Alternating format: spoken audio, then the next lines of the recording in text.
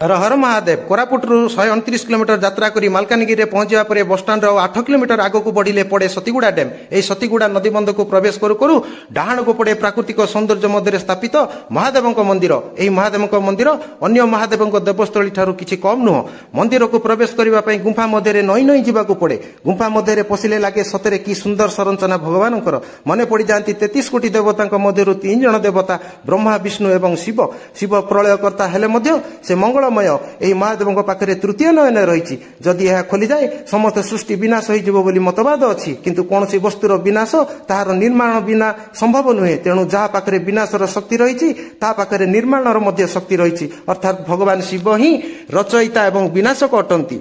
से हेउचंती देवदेव महादेव। जदि आपण माने सतीगुड़ा डैम आसुचंती तेबे मुख्य द्वार रे पशु पशु डाहाण पाखरे थिबा एही मालकानगिरी सुंदर प्राकृतिक सौंदर्य मध्य गढ़ी उठिथिबा शिव मंदिर बुलिबाकू भूलिबे नहीं।